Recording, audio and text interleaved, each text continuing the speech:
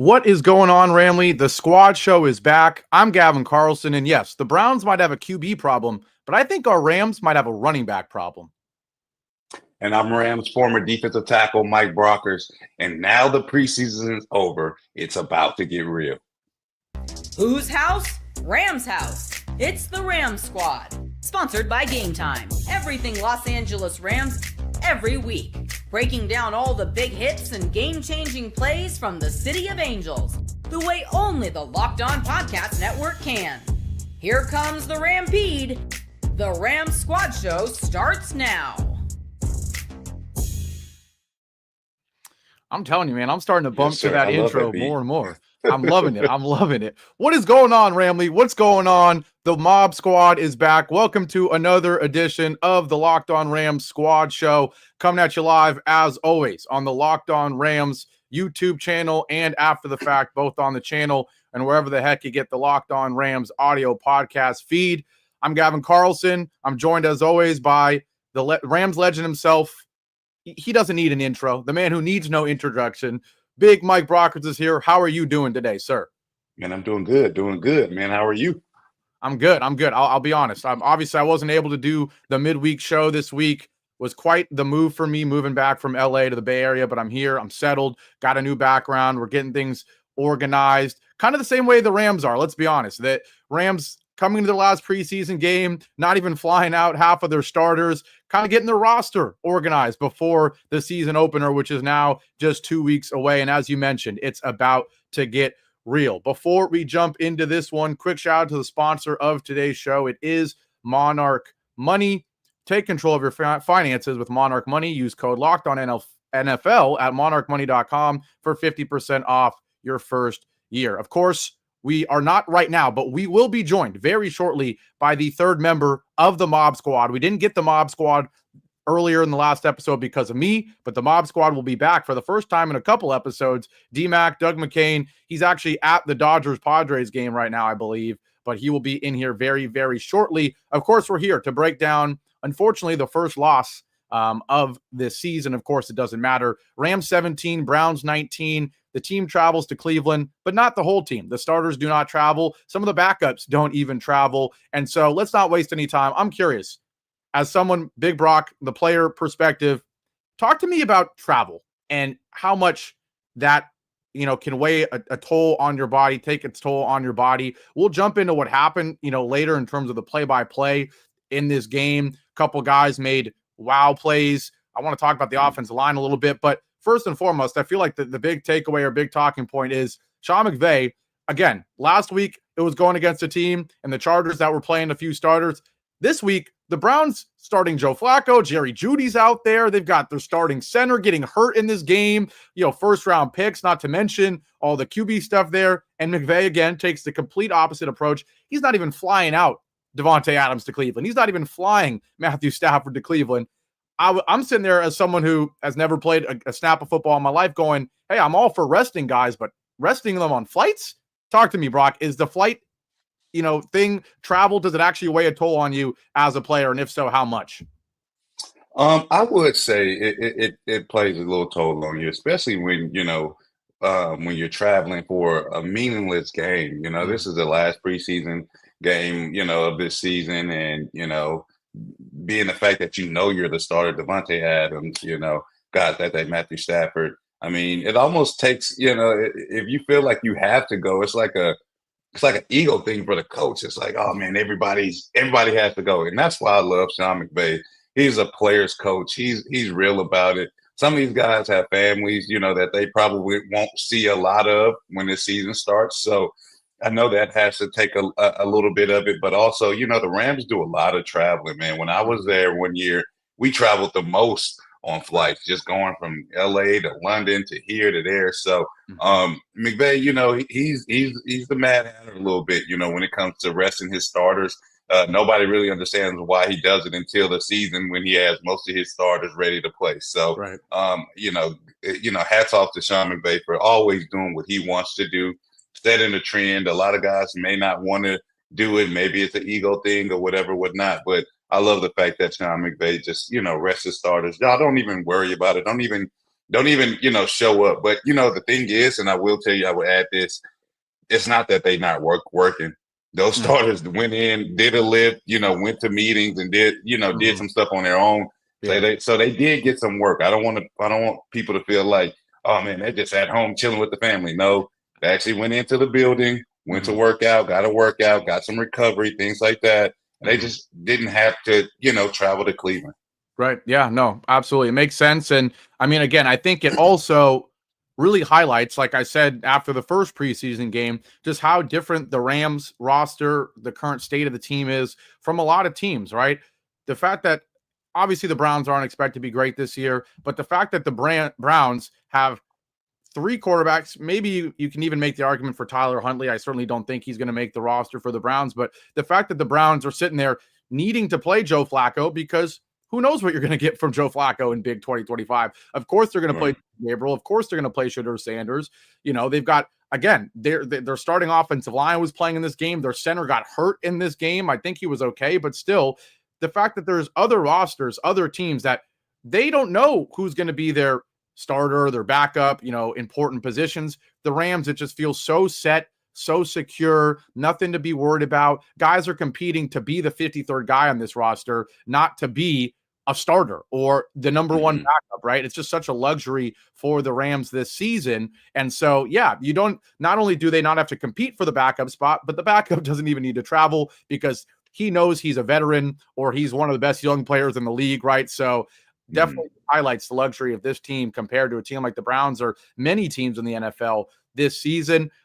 Before we get into what actually happened in this ball game, the other thing I do want to ask you is it's the last preseason game, right? There's not many spots available, but Sean McVay did say before this game, there are some spots available, right? Are the Rams going to keep 5 running backs or 4 or 3? Are the Rams going to keep 8 offensive linemen or 9 or 10, right? How many this or that, any position, right?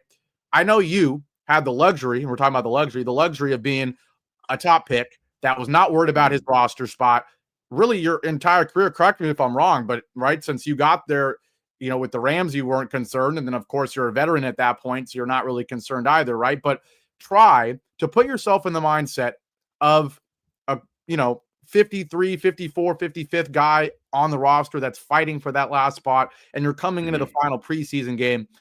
I mean, is that your Super Bowl? I mean, how do you manage the pressure of something like that? It's funny. It feels so meaningless for us watching, but for other guys, this is the difference between them making $1 million or, being unemployed, right? So I guess as a former player, even though you weren't in that position, try to put me through the mindset of what someone might be feeling going into a game like this.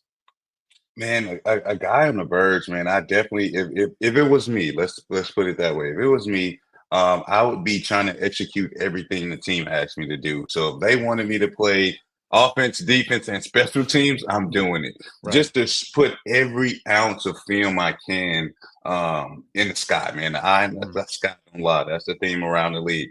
Right. So if I'm doing as much as I can, I can be snapping, I can be doing special teams, I'm on punt. I'm doing the most I can to show that if this team doesn't, need me or want me, that somebody else is going to need and want me. And I think that's the biggest thing about it is like, you're thinking about, dang, am I going to make this team? Am I going to make this team? Like, you need to be thinking, am I going to make any team? There are 32 teams in this league. And I think the guys have to realize that. So if I was in that,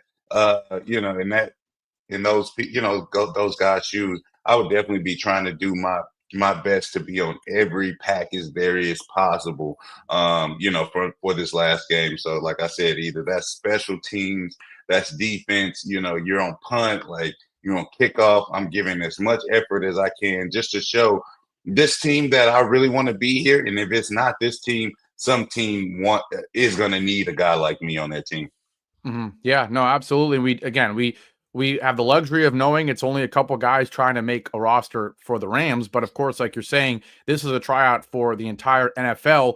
The most obvious example being Dresser Wynn, the Rams starter today. Of course, we know that the starting spot is locked up. The backup spot is locked up. And Stetson Bennett has certainly locked up that third string role. So Dresser Wynn, it's kind of funny. His first name's Dresser. It's a dress rehearsal for him, but he's also trying to make another roster. He was okay in this ball game. But what I want to start by talking about in this game is, and you'll look probably, and that's one thing I do want on this show. I know Brock is the nicest guy, but if I say something that you disagree with, I need you to call me out, right? You're the authority here, right? But my biggest takeaway from this game, outside of the Rams being a little bit rusty offensively, a little disjointed, is just how different being a third or fourth string offensive lineman versus a third or fourth string D lineman is. Because in this game, we saw Dresser Wynn running for his life. We saw Joe Flacco, not necessarily, but certainly Dylan Gabriel and certainly Shadur Sanders running for their lives, because you've got fifth string offensive linemen against fourth or fifth string D linemen, and the D linemen were just ripping up the offensive lines on both sides. So I watched that, and I certainly already kind of believed that coming into this game, but after watching it especially, am reminded, man, is it a lot easier to be a D lineman than an offensive lineman, Mike Brock, or is that going to piss you off, me saying that? Because when I watch this, I'm watching fifth string D linemen getting having a day with these backup offensive linemen. Is it easier to be a D lineman, Big Brock? When you're attacking, you don't have to react. I mean, let me be honest with you, having, protections and, who's going to, blitz and who's not, and you're not getting these reps throughout, the season, the preseason. And finally, this is your one shot to, kind of your 15 minutes of fame.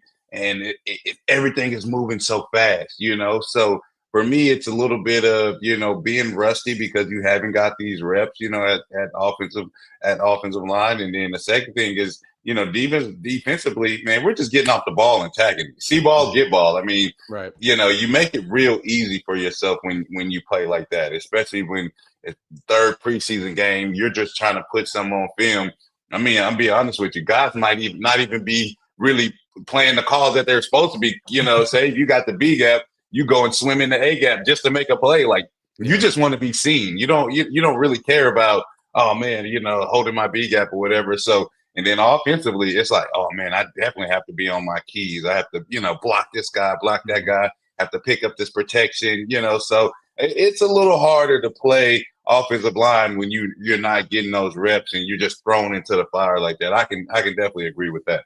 Right. And the continuity aspect as well, right? Like, I mean, of course, D linemen and the front seven, they have to work together, but they don't necessarily have to work together so much versus, like you're saying, the communication. If you're a fourth string guard and you're trying to play with maybe the second string center when all offseason you've been with the third string center, it's like maybe there's some confusion there. Obviously, we've had some injuries with some of the interior linemen, some of the backup guys like a Willie Lampkin, stuff like that. So, but we certainly saw it. And that's, going into the Rams specifically in their performance today.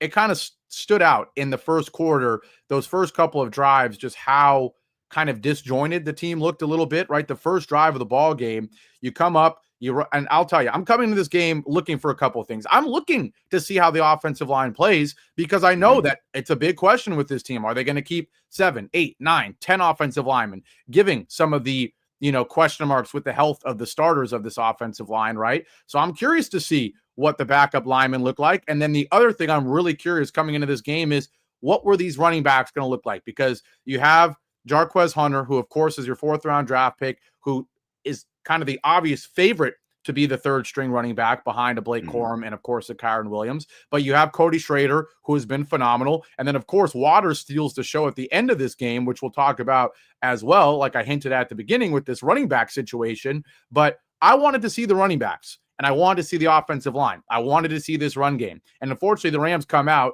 You get a run to Jarquez Hunter, but then you see the struggles of a backup offensive line with some backup quarterbacks and some backup running backs. We have a false start penalty where everyone moves but the center. Then you have Wynn running for his life, and it's a quick 3 and out. And that just kind of set the tone for the first couple of drives, right? Where the Rams actually punt on the first 4 drives, 1, 2, 3, 4 drives of this ball game, 3 and out, 3 and out.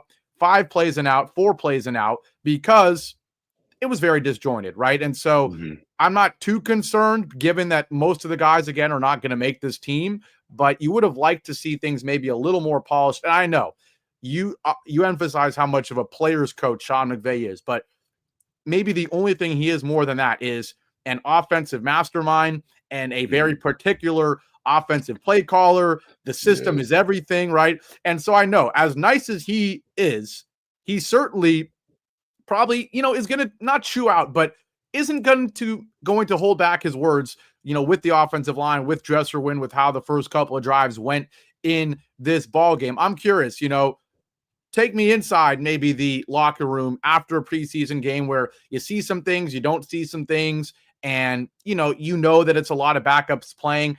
In your experience in preseasons, how maybe critical are coaches after a preseason game where they know a lot of the guys aren't even going to make the team? Do they still try to have the same intensity and, hey, it wasn't good enough, or do they chill out a bit, especially Sean McVay with, like you say, him being a player's coach? What's the vibe normally after a preseason loss, maybe, if you've experienced a few of those? Man, I know Sean is definitely, like you said, very particular at, in his plays, and he knows how they should look and who should block who. So he's definitely on top of like, oh, this should have been done the right way. And he'll hold guys accountable. I don't think the intensity is up just because we know what it is. I think everybody kind of knows what it is. But I think the biggest thing for him is like effort, man. You control what you can control. You can control your effort. Now, can you control, them running a little fancy blitz and you may not be picking that guy, but you picked up this guy? Yeah, but let me see your effort. Let me see you get out there, give an extra block. Let me see what you can do running down on kickoff. Let me see what you're doing on punt. Are you the first one down there on punt? Like, it's the little things that he's focusing on in this game. Maybe not the overall big scope of winning the game, but it's definitely the little minute things, like the false starts, things like that you can control under, getting a snap count. Like, he's looking at those things. So for me, it's, the coaches are always, focused on the little things in these games, but not like I said before, the intensity isn't as high. I don't think anybody's going to get ripped or anything when they get back to the facility, but it is going to be a little somber because all the guys know, like, hey, it's going to be time where they're asking for playbooks and things like that. So you're hoping that you put enough on film to show that you can either make this team or make another team. Yeah, absolutely. No, you bring up a great point. I do, again, want to emphasize that there were starters for the Browns out there, both offensively and defensively. You got, Mason Graham, one of the top 5 picks in the draft this year, going up against backup centers or third string centers. And shout out to everybody in here live, letting in the comments. Sanders Sports in here saying, did you not see our third string center getting blown up time after time? Or excuse me, our third string right tackle getting blown up time after time? We saw kind of some struggles from other guys as well. Yeah, I mean, I certainly saw it, but like Brock is saying, like, all you can control is your effort and maybe a little bit of your, execution, but certainly at the end of the day, talent trumps kind of all. And, you've got high draft picks or, Carson Schlesinger, former Bruin, I'm going to root for him. He gets in there and is immediately all over win early in this game because these are talented first round, second round, third round draft picks going against, third and fourth string guys for the Rams. So that context must be emphasized. And that's why, while the first couple of drives did not look good, the good news is it doesn't really matter. And the good news is it did get better as the game went on. So after our first break here, we will talk about why it did get better. There was a couple guys that we wanted to see that we saw, right? We'll get into Ferguson making his Rams debut. We'll talk about the running backs a little bit more. And then, we'll talk about what it's like with guys, unfortunately, being cut from this team in the next couple of days and weeks. We'll talk about all of that after our first break here on a live post-game edition of the Rams Squad Show. We'll be right back. Now, on this Saturday, this final preseason game for the Rams, today's show is brought to you by BetterHelp. These days, it feels like there's advice for everything. Amen. Cold plunges, gratitude journals, screen detoxes. But how do you know what actually works for you? With so much information online about mental health and wellness, it can be overwhelming to figure out what's true and what will actually help. But that's where talking to a licensed therapist through BetterHelp can make all the difference. You get real, personalized guidance instead of just guessing based on something you saw on social media. I'm a big fitness guy, and I almost use the gym and running and lifting as my sort of, self-better help or whatever, my self-wellness, self-care. But for other people, it is talking to somebody. And you see all these things online about whether it is fitness or mental health, how to do this, how to do that. You just need an expert, right? And anything you do, you need an expert, right? And so with over 30,000 expert therapists, BetterHelp is the world's largest online therapy platform, serving more than 5 million people, right? Instead of those 5 million people randomly going on YouTube and praying they find someone who knows what they're talking about, they know these people, these therapists with BetterHelp know what they're talking about. It's easy to fit into your schedule. Just click to connect, and you can even switch therapists anytime if you need to. Talk it out with BetterHelp. Our listeners get 10% off their first month at betterhelp.com/lockedon. That's BetterHelp, HELP.com/lockedon. Shout out to BetterHelp. Back here live on a post-game edition of the Ram Squad Show. 2/3 of the Mob Squad, me and my guy, Big Brock, Michael Brockers, in here after the Rams lose 19-17 to the Browns in Cleveland. We already talked about how half of the roster was not even in Cleveland, did not make the flight, which I already liked a little bit, but especially after Brock gave me some insight about how travel can affect things. Certainly love that Sean McVay is just such a forward-thinking coach and, doing everything he can for his players. They're playing in Cleveland, Brock. I got to ask you, how rough is it when you're playing in LA and you got to go play in a cold city like Cleveland? Of course, it's not cold right now, but just seeing the team fly to Cleveland, knowing how it was playing, in Philly last postseason, like what's cold weather like, both travel and actually playing in those cold cities?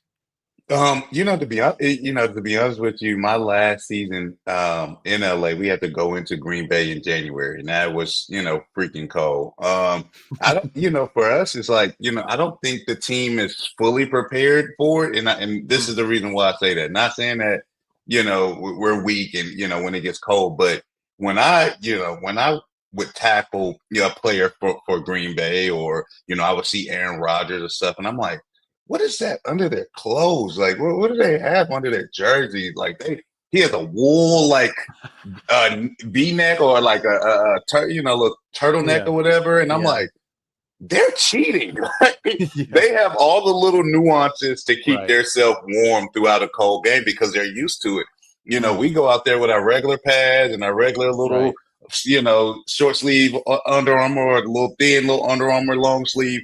And we think that's fine, but these guys have wool under their jersey, have like hand pockets, built into the jersey, so they don't have to have a hand warmer. It's all kind of stuff that they know because they played in the cold. They play in the cold all the time, that they do to prepare themselves. I don't think the Rams have those jerseys or, have the wool, your little undergarments for the guys to play in. So I think that's the little advantage that those teams that play in the cold, you got the Baltimore, Green Bay, the whole AFC North, let's be real.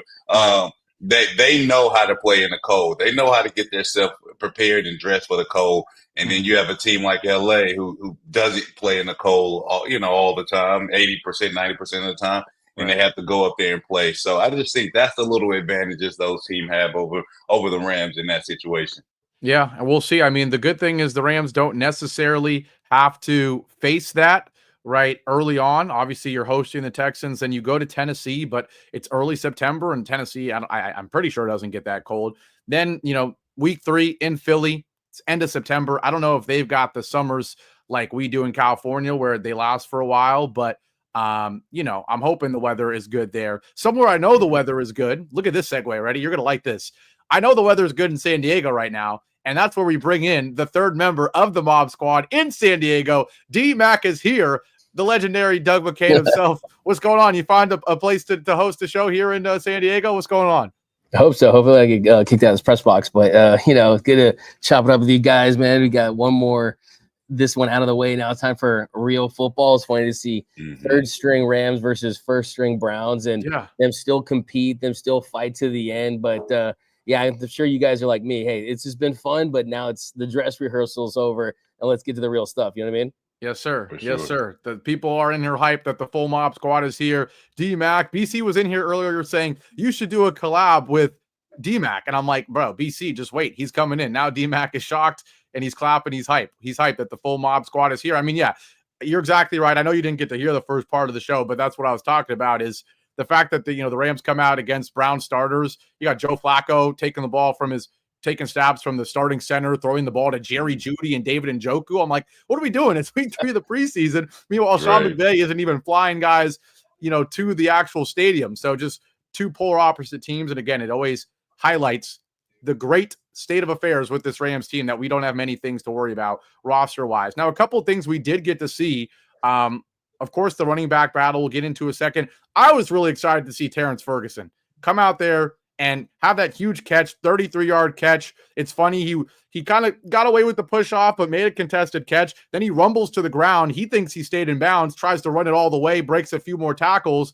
His only other catch of the ball game, a 15-yarder where he's a bowling ball, pushing off a couple guys. We got to see, while it was just 2 catches, early glimpses of Terrence Ferguson being a bowling ball tight end, 6'5", 250 pounds, and another guy that can contribute to this team. We'll start with you, D-Max, since you're here. What do you think we're going to get from Terrence Ferguson in 2025? We know McVay wants to run some more 12 personnel, some more 13 personnel. How excited are you about Terrence Ferguson? Really exciting. I mean, that was the number one guy I was hoping to see in this one. Yeah. About 20 snaps, a couple of plays, but I don't know, Brock, sometimes just a guy looks the part, right? And it just kind of felt like this is a guy that looks like he's got a lot of talent. He's got a lot of experience from his time at Oregon. And it looks like a guy that, maybe you don't plug in right away as the season starts, but kind of as that season goes along and Higbee kind of gets his moments, I think Ferguson could be that guy that you just plug in there. And finally, we see some more 12 personnel. And then I don't know if you guys saw the Les Snead interview during the game. I mean, they were trying to kind of poke at him about, hey, are we going to see some more tight end? And clearly the indication from him was, this is the guy they brought in to do that. They're not going to draft a guy with their top pick, the top pick they had as far as draft capital, and not try to implement him into the offense. And we've seen in the past, they've tried to find guys to plug in there, from Colby Parkinson to Bryson Hopkins, Gerald Everett. This feels like he's going to be that guy. It's not like, I know everyone's done with Higbee, like, oh, he's an unk now and like he's washed up. This is not what I'm saying. I'm not saying that. I still believe in Higbee's the best tight end in Rams history, but I'm excited to see a more dynamic offense with a guy that can stretch like that. Like you said, that was a dime by win, but just the body control of Ferguson, I was really impressed. Yeah, and I think too, like, it's just another situation where, we've seen rookie tight ends struggle. Obviously Brock Bowers kind of makes people think now that a tight end can show up and be amazing right away. But a lot of people talk about how tight end is one of the toughest positions to show up right away and be great. And so the good thing is he's not going to have to be the primary tight end who's expected to be a, chipping D lineman to protect Matthew Stafford and handle protections and all this stuff. Like, just come in when it's 12 personnel, when it's 13 personnel, or like Remelia Sports Report says here, it's going to allow McVay to open up that playbook a little bit when you have a tight end like Terrence Ferguson who can go up and get it. Mike Brock, you're a pretty big guy yourself. Terrence Ferguson, 6'5", 250. How you like that tight end profile, a guy with that size? Yeah, you love tight end being 6'5". That's prototypical NFL tight end is 6'5", 250. Everybody's trying to get them a grunt, But I love the fact that, he's able to catch the ball. McVay he's a mastermind. He's going to use him in so many different ways. He might even have Higg, because Higg knows how to play fullback, knows how to play, tight end. He can mess with the personnel. It can look like 21, but actually be 12. Things like that, where you can be funky with your personnel and still get the same job done. So I think that's the biggest thing with Shawn in having 2 prototypical tight ends that he has under his belt. I think Higg is going to do a phenomenal job at taking young Ferg under his wing and showing him the ropes on how to block, how you can cheat to block, because that's what all Higg does is hold on the end. Now I'm just giving him shit because he used to do some of that little bet techniques to me, but he knows how to block and get the job done. Let's be real. He's been doing it for a long time. And, having a guy like that you can look up to and learn from, I think this is going to make him a better player. So I'm definitely excited to see these two guys go after this year. Yeah. Brock, it reminds me of what Deion Sanders said once. He was like, the difference between the good players and the great players is the great players, they still commit penalties, but they know how to get away with them. Right? Right. So they're a little slick with it. You know what I mean? But you bring up Higbee, I think I was really interested to see what Snead said about it. I think it was really strategic by him. He said that they need to do a better job of giving veteran tight end Tyler Higbee some rest during games and give him breaks during games. So they're not going to frame this as, oh, you're getting replaced, right? This isn't like Higbee is Woody from Toy Story and Terrence Ferguson is Buzz Lightyear. And it's like, okay, we're just like, you're old news, right? It's like we think that you guys can do different things to help us. Higbee, we know what he's done throughout his career. And I think too, it's like Stafford trusts Higbee too. So it's like making sure that he's healthy and fresh in the postseason. I think that could be another key element to this. But yeah, I mean, guy looked like he was for real. I mean, we see Brock Bowers, you saw Laporta, we saw Don Kincaid, like young tight ends. Even though, as you point out, Gavin, it's a tough position to learn right out of the gates. They can't impact teams early in their careers. Right. Yeah, absolutely. And I think, like you're saying, it'll be really interesting because we know how much Sean McVay loves that 11 personnel. We know how much he, was famous for having the slot receiver in motion just about every play and how that would kind of, be the base of this offense. But I think, tell me if you disagree. And that's one thing, DMAC, I told Brock. I want him to call me out when he disagrees with something I say. Same thing with you, DMAC. This is because right now it's preseason. It's all fun vibes and stuff. But when it gets to week 2 and there's a third down call that didn't go well, I might be screaming at you at some point, say, DMAC, you're wrong. Come on. What are you talking about, right? You tell me. My opinion is you look at this roster compared to previous seasons and you felt a little better about that wide receiver 3, wide receiver 4 depth, right? I don't know your take on Tutu. I'm still pro Tutu Atwell, but it was nice when Tutu wasn't the for sure number 3 when you have, Demarcus Robinson and then him, and then Jordan Whittington is just this luxury guy, and then Xavier Smith is this like triple, quadruple luxury guy. And, we're a little thinner at that wide receiver 3 spot. Do all signs point to that 12 personnel having 2 tight ends out there, whether it's Ferguson or occasionally Colby Parkinson and Davis Allen for now? Like, are we going to see a lot of 12 personnel like Les Snead might be hinting at?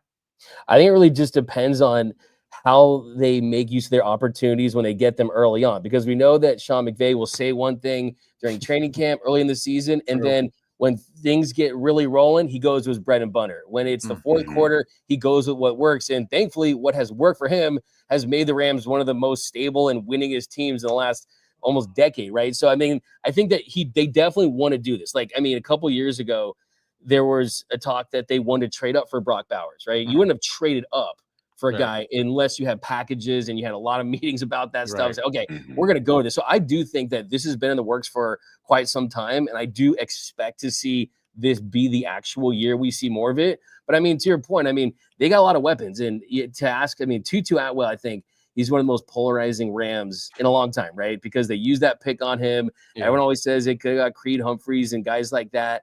But the truth is McVay's mentioned it multiple times. When he's given him opportunities, he's made the most of them. And I think with Tutu, you can't teach speed, right? And we know that the prototypical Rams receiver, like big, physical, strong hands, can block. Well, Tutu, he kind of brings that take the top off the defense, stretch type element that I think that's the reason why they gave him $10 million and shocked a lot of people that they brought him back. I've been labeled as a Tutu truther. Travis, not a big fan of Tutu Atwell. We've gotten some pretty hardcore debates about Tutu Atwell. I love it. My take has always been, hey, what would this guy look like if you gave him enough targets per game that he could actually do something, packages to stretch the field?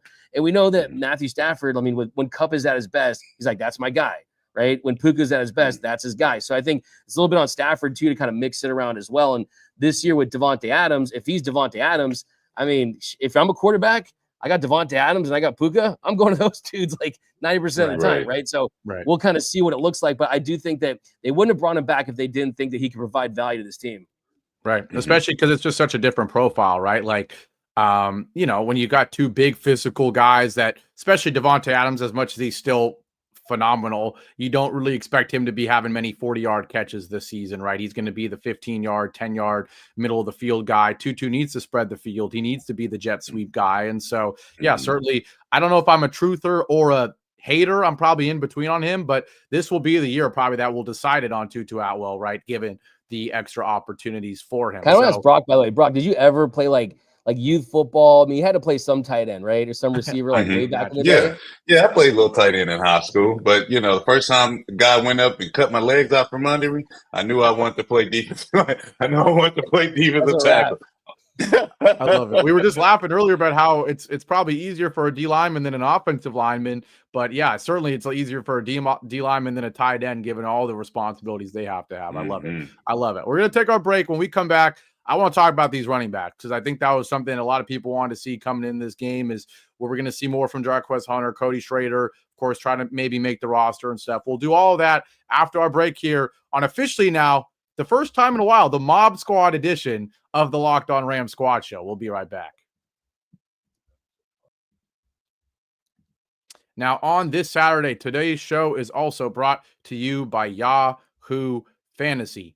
It's the best time of the year. NFL kickoff is certainly almost here now, and that means fantasy football season is back in full swing. And this year, Yahoo Fantasy is turning things up with a fantasy football experience like never before. You know, whether it's me, D-Mac, Brock, we're all playing on Yahoo Fantasy, and you should too, whether you're a first-timer or a veteran making your millionth league. I'm actually drafting I have a group of friends all the way back from high school. I say all the way back. I'm only 23, but still, we've been doing it for almost a decade now at this point, and we will be drafting on Yahoo Fantasy a week from today because it's the best place. I've used it for years. A lot of people have used it for years, and it's actually been a thing for 28 years. And so to celebrate 28 years of fantasy football greatness, Yahoo Fantasy is dropping 28 big new features over 28 days throughout August. To kick it off, they just dropped Yahoo Fantasy Guillotine Leagues, a killer new way to play fantasy football on Yahoo, where the lowest scoring team gets eliminated each week until there's one team left standing. With the season around the corner, now's the time to get your league together and give this new mode a try. If you're more into the classics, of course, you can still play in head-to-head private leagues or join a public league. Stay tuned for more killer announcements and start playing Yahoo Fantasy Football now at yahoofantasy.com/lockedonnfl. Back here on the Ram Squad Show, the Mob Squad is back, and I got to ask both of you, fantasy football. I mean, Brock, you're a former player.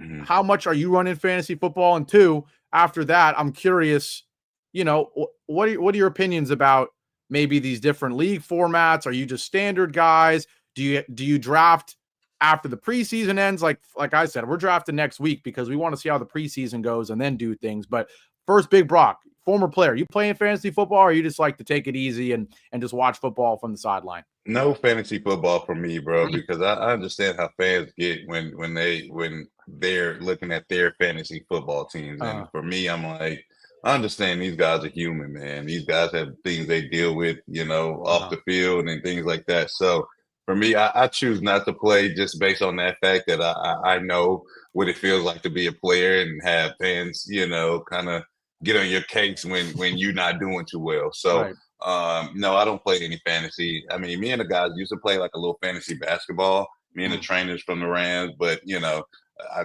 kind of got out of that when I left the Rams. So.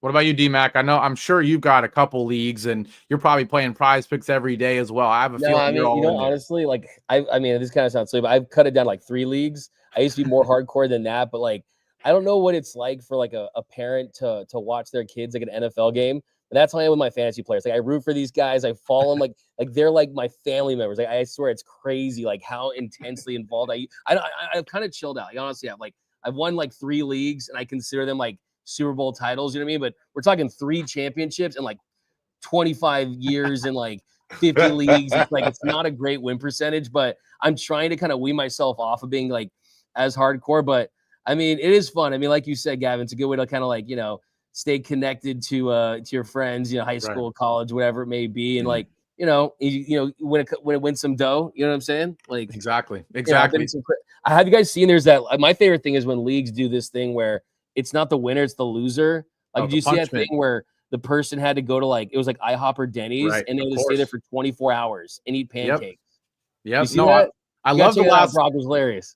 The last place punishments are the best. Yeah, the league I'm in, we're starting a new, because we've always had a punishment. It's typically something basic like that. Fortunately, I've never gotten last, but we're gonna get a little more intense with each year as well. So the one for this upcoming season is whoever gets last has to put on a maid outfit and caddy for the winner a round of golf while wearing a maid outfit. So that'll be hilarious. So not only do you, if you win, you get a a free round of golf with all the money you're going to win as well. But hey, the guy who got last place is going to be carrying your clubs wearing a maid outfit. So, so it's hilarious. It's hilarious. But yeah, certainly with the preseason done, it's a great time to start your leagues because you know a little bit more about the team.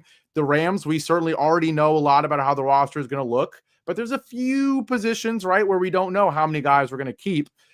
Running back being a big one. I know, D-Mac, you've been talking about on the Daily Show in terms of how good Cody Schrader has looked and if he deserves a roster spot, if Ronnie Rivers is not going to be on this team after being on it for a while. Even Jordan Waters sneaks in the last drive and has like 6 amazing carries, including what we thought was going to be the game-winning touchdown. So, D-Mac, I'll go to you first. What's your take on the running back room, especially after what we saw today? Yeah, I think it's going to be tough to keep 4 running backs, honestly, just kind of crunching the numbers. If you're going to keep 6 receivers, if you're going to keep 4 tight ends, if you're going to keep 3 quarterbacks, then it gets to a pretty big crunch there. And the guys they are going to keep are guaranteed contributors. I mean, last year, Kyron Williams, he almost had 50% of the team's snaps, had 43% of the team's touches in 2024. So you know he's going to be a workhorse. I think a part of that is Blake Corum's going to get in there. You're going to have Jarquez Hunter as the change of pace guy. Schrader, an impressive camp. I think in most years he makes the cut, but I mean, it's just tough. I mean, who do they leave off, right? I mean, which tight end do they leave off? Which receiver they leave off? The year that the preseason that Stetson Bennett's had, they're guaranteed to take 3 quarterbacks. So I'm thinking that maybe Schrader doesn't make it. Yeah, I mean, it's tough because I'm curious, Brock, what your opinion is on this. Like, does it, of course, the preseason, it's a tryout for other teams as well, but does it kind of mess with the locker room chemistry or anything a bit when you see like a guy have a great camp, a great preseason, and then not be on the team come week 1? Do people sit there going, what the heck? Like, what was the preseason for if you can't even earn a spot, you know, despite not showing out, but playing really well? Or do people understand, hey, it's a business and he's going to go make another roster? What do you think, Brock? For the most part, definitely when I became, a little bit more of a vet, I realized, you're just trying to make a name for yourself. If it's not this team, it's another team. But if the team likes you, they're going to find a way for you to be in the organization. If it's a part of practice squad or whatever, they'll give you the choice. If you want to stay with the team, a lot of people do love the Rams and their organization. So they want to come back to be a part of practice squad and don't mind because, hey, this is 100% injury sport. You never know, if guy goes down, you'll be picked immediately back up. So for me, it's all about, man, showing out for the teams, giving your best effort, and letting the play, talk for itself. If you're out there making plays, showing out in preseason, that the teams are going to find a way to make some room for you. Maybe not, like I said, on the 53-man roster, but if you can take a practice squad spot and stay with the team, stay around, and somebody probably goes down, which this is the league. Every somebody's going to go down. You can be immediately that backup person to get on the roster. So I think that's the biggest thing about it. Yeah, Sanders Sports in here saying the only argument is, has Schrader's preseason been better than Xavier Smith's or Davis Allen's? And he says very firmly the answer is no, it hasn't. What do you think, D-Mac? Do you think, I mean, obviously you're saying that whether it's his performance or not, they're probably keeping 3 running backs. But, looking at some of the other guys, is there a scenario where you keep him just because he played better than other guys at different positions? Or is it just not, it just doesn't work like that? I mean, I think like what Brock said, I mean, it's like, if guys show out and stuff, they're definitely going to get the coach's attention and get everyone's attention when it comes to crunching the numbers. But I also think, too, you kind of look at how they've used the receiver spot. I mean, they usually definitely take 6. And it's like the running back one is they kind of fluctuate from year to year sometimes. So it's, I think from Schrader's standpoint, it's, I mean, he certainly has had a really impressive preseason. But I also think, too, when you look at the tight end spot, what are the chances that they're going to dip into that? I think Higbee's a guy who's been injured at times throughout his career. You look at the receiver spot, Puka Nacua has been injured at times throughout his career. You got a older receiver, I say that in air quotes because he's just north of 30, and Devontae Adams, right? But also I think too, another thing you always got to consider with the Rams is special teams, right? And like Xavier Smith is a guy, he can find a very, very important role on special teams. And we saw last year him make some pop plays, and they're going to use him in that role. So I think that's kind of where I look at is, okay, how can you impact this team on the 53-man roster if you're not going to get those snaps at the top of your rooms? And that's kind of why I think that, look, Schrader's a guy who, I mean, like Brock pointed out, man, you get this much good stuff on a tape, like guys are going to come calling, right? Teams are going to come calling. And I thought it was interesting to hear Maurice Jones-Drew during the broadcast. He said that the Rams are going to almost be like, or the Jaguars are almost going to turn into Rams South. And that once the Rams finalize their 53-man, that all these Jaguars personnel are going to call the Rams like, okay, well, I want this guy and this guy and this guy because I am familiar with them and they're just style of play. If the Rams it's like if the Rams like them, they're going to like them. So I wouldn't be surprised to see some of these Rams players that don't make the 53-man get poached by the Jags, like MJD was pointing out. Yeah, absolutely. And Ramelia or RSR makes a good point. He's like, Cody Schrader, very similar type of player to a Kyron and a Corum. And, when you talk about a guy like Xavier Smith, he can contribute to special teams. Also, maybe he's a little similar to Tutu, but still, I definitely can envision a situation where out of nowhere in week 8, Xavier Smith out of nowhere has a 50-yard catch or something, right? Versus you don't really envision a situation where, oh my goodness, 4th-string running back Cody Schrader randomly had a 38-yard run. Like, that's probably not going to happen this season. So it's tough. It's what makes the preseason and training camp brutal at times, is some guys that deserve a spot aren't going to get it. But again, that's the luxury the Rams have. And that's what I think it's Mad did. I don't even know how to say it. He keeps saying we need a 60-man roster because there's so many injuries and the team is stacked. I mean, yeah, there's so many quality guys. Defensively, we haven't even talked about the front 7 depth, although we've talked about it plenty. I know a guy that a lot of people like talking about is Dolac. Before we take this break, D-Mac, give me your take on Dolac. I don't think we've talked about him a lot. Talk to me about him.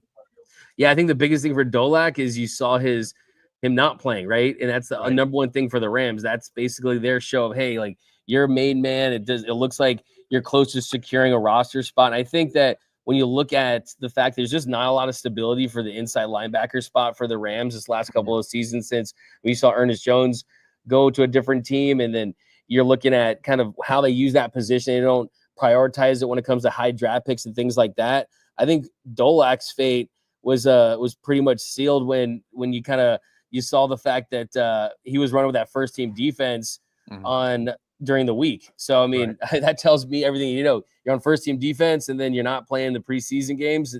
I mean, that pretty much tells me that, hey, the Rams, they're telling us that they're going to take you. So, yeah, I mean, he's been impressive for sure. And I know that he's another guy that there's always this kind of like fan favorite bucket that always starts during the preseason. I mean, we've seen it like every single year. I remember when we were talking about, is Trey Tomlinson going to be like the next dude? And like, there's these guys that kind of show out that either some actually emerge, some don't. But I think that Dolac is a guy that's certainly done enough at a position that they're definitely going to keep him on this roster. I think he's a lock to make the 53-man.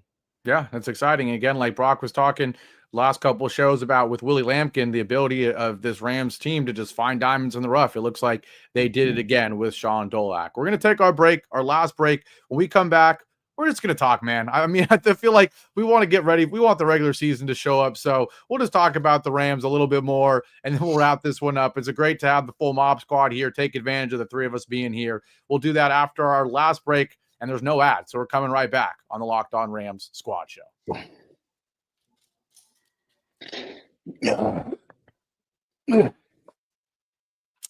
Back here live on the Locked On Rams Squad Show. Got the mob squad back, all 3 in the building. D-Mac holding it down.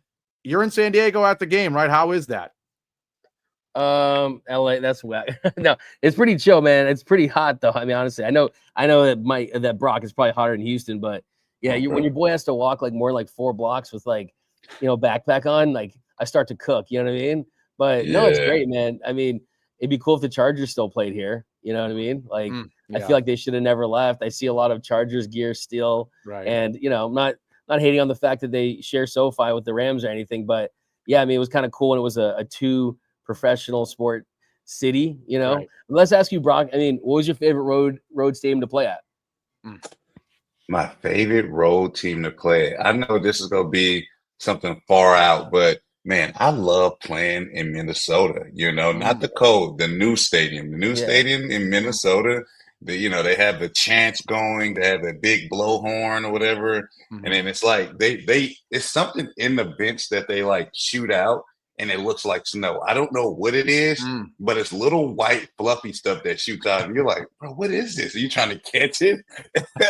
So I love playing in Minnesota. Yeah, they got the lights and stuff going off when the touchdown is scored. Nice like Brock, it feels like there's some NFL stadiums that feel like very like polished pro sports stadiums, and there's some that have that like college feel a little bit. I feel like the Vikings have that with like when they all do the skull thing, and they're like clapping, and like you said, the Viking, the ooh, like they do that. Yes, I feel like that goes off. Like I would never like think that an NFL player would say that, but now you say like I didn't expect to all say like Lambeau or whatever. You know what I mean? But what do you think about Lambeau? Sure. I mean, it's just historic. It's a historic stadium. Everybody, when you get there, I played there at night and I played there in the day. I think playing there in the day was a little bit funky, but I mean, it almost was just like you can see, you can see what's going on and things like that. So, Green Bay is just more historic, but, Minnesota, you enjoy playing there because, like you said, it kind of adds that like college feel. Everybody's in on a chance. They have the stuff blaring and things like that. So I think that's why I love playing there. Yeah, definitely. Definitely. And we got college football starting soon too. So I'm excited to get the festivities going, whether it's college or the NFL. Totally agree with what you guys are saying. There was a game today. It was like Iowa State, Kansas State, and like Ireland or something. Oh, yes, that? Yes, okay. Iowa State and Kansas State. Yes. Okay. Yeah, we're almost there. We got 2 Bruins on the squad, and me and Doug. So we went to Tiger Stadium. I don't know when it was, but they got absolutely smoked. I forgot when it was, but last year. Brock, can you actually feel like everyone says like Tiger Stadium, like actually you can like feel it shaking when it's like a night game and it's like really loud? Like, how would you describe like playing in that stadium? Like, it's got to be like just off the charts. Yeah, it's crazy, bro. Like, I mean, when it's pumped up and say, LSU is number 1 and number 2 Alabama or number 2 Florida, whatever, vice versa, and it comes in and they come in there, man, it is rocking, bro. Like it's something that you really need to experience. You can't really I can't talk about it. It's something that you have to experience. It's one of a lifetime experience playing in Tiger Stadium.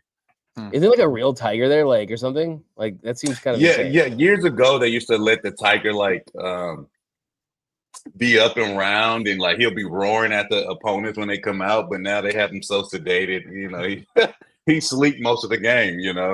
Yeah, that's hilarious. Yeah, no, I mean, I can't wait. I mean, we already talked about how great it is to know that the NFL is coming back, but that's when it really feels real, is when we've got college football starting, the NFL preseason done. It's like, oh my God, there is not a better time. There's not a better time. He's got me dying in here with this comment. He says, what about the worst stadium, Brock? And why is it Levi Stadium? Now, I got to say, before we hear Brock's opinion on the worst, I'm from the Bay Area. I just literally 2 days ago moved back up to the Bay Area, been to Levi Stadium multiple times.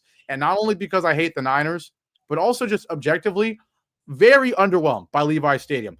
This brand new stadium, again, like, I get it. There's old stadiums. You talk about a Lambeau. Like, is Lambeau itself not very flashy or anything? No, but of course, it's for a reason. It's old. It's historic. They're not Levi Stadium is way too new to be that basic. I'm sorry. I've been there for football games, for soccer games. There's nothing spectacular about it, and it's designed pretty poorly. The sunlight comes in. They didn't do a good job of blocking it, so you're baking in one side of the stadium. The other side's in the shade. And I get it. That place is rocking. As much as I hate to admit it, Niners fans are very loud, sometimes a little too loud, a little too crazy, but it's a very underwhelming stadium. He says it's raggedy. What do you think, Brock? Is it Levi's, or what's your least favorite stadium then? Least favorite stadium to play in. So when the Raiders were in Oakland, that stadium, I don't know what the stadium was called. It was called Raider Stadium. I don't know, but that stadium was pretty shitty, bro. I mean, it was old. It's a historic stadium, kind of like Candlestick. But if it wasn't for the fact that Candlestick was, the place where all the legends play, you kind of like was, I could do better. But playing on the dirt, sharing the stadium with athletics, like that was the shittiest stadium. That was the worst stadium I played in. Yeah. Now, the thing about Levi's is, the crazy about Levi's is, like, especially early in the season, it's like the sun touches all the wrong places. Like, can't really explain why it does. Also, there's like nothing to do around there. It's like, I think it's like if you just want to like kick it out of CVS, like it's pretty much all there is to do around there. And then it's like, I don't know, man. It's so strange. It's like, it's almost like if you built a stadium like in Madden, you know what I mean? And you just like press OK without adding any of the other features and stuff. Like, that'd be Levi Stadium. If I was if I was Levi's, I'd be like, no, bro. Like, I don't know what the worst jean brand is, but that's what like needs to be a sponsor of that. Like, what is the worst jean brand? I don't even know, bro. Like, I'm not even. I mean, I totally agree. And again, like, I know every area, every city around here. I'm from here. I've been here my whole life, other than a few years in LA. And you're right. I get it. It's hard to find land and all that, but they picked the one spot where there's literally nothing, right? Like, it's maybe the Bay Area, you fall victim to there being a lot of things, so it's hard to find space. But like, come on, at least pick somewhere where you don't literally turn to the right and it's just parking lot. Like, they have plenty of parking because there's nothing else there, right? And it's funny because you think of SoFi right next to Intuit Dome, where I worked the past season, and fantastic.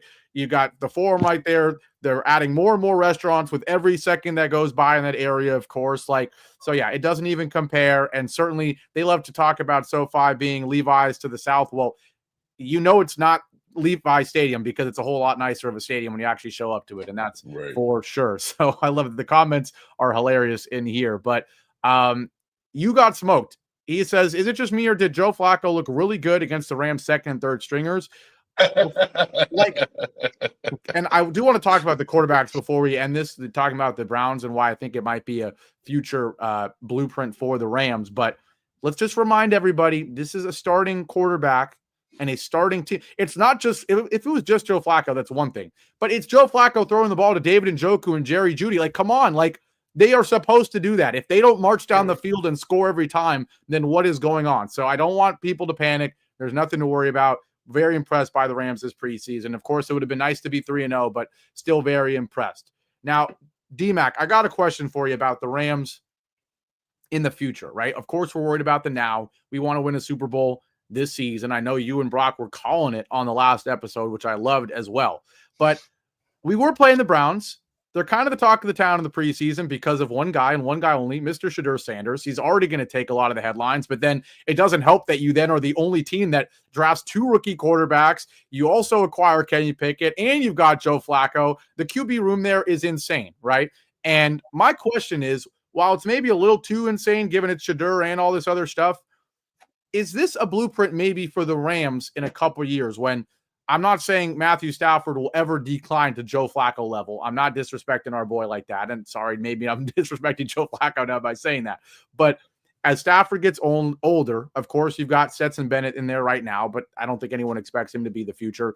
Are you pro, a team drafting a first-round QB, having him sit behind the starter for a year and then become the guy? Or do you kind of like this Browns approach of let's get 2 guys in the mid-rounds and let them battle it out, have some depth, and maybe see if one of them can become the next, Brock Purdy or Brady, right? Mid-round quarterback, late-round quarterback that becomes something. Is this a future blueprint for the Rams, given that you have such an established quarterback, but obviously getting a little bit older?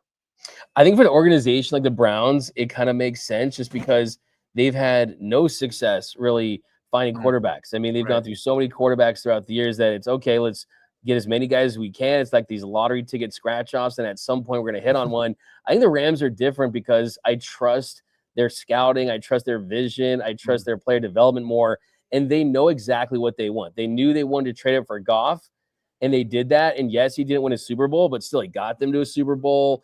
It's not like he was a bust or anything like that. I mean, he had some really, really good years, and then they were quick to pivot when they realized that, hey, we don't think that he can take us to the mountaintop. So we want an elite quarterback, and that guy was Matthew Stafford. And they did something that's pretty rare. Like, you don't really trade for elite quarterbacks that still have prime years left and go on to win Super Bowls. Like, it just doesn't happen.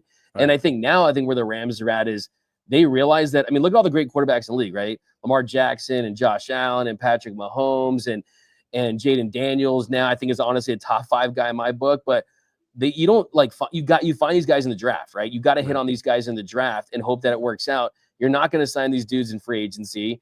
The chance of you hitting on a trade is pretty rare. I always get fans in the comments during the week saying, let's trade for Joe Burrow, right? I mean, he's already close to 30. I mean, I want to be against Joe Burrow, right? But still, I think that they have their mind made up in one.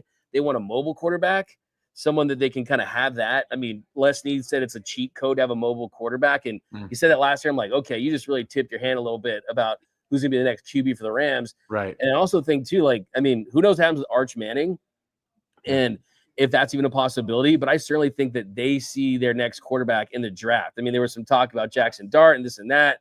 But I don't think that you're going to waste too much draft capital on getting the multiple guys. I think they're going to just find the one guy they believe in, try to develop him. If that doesn't work, then they'll go to the next guy.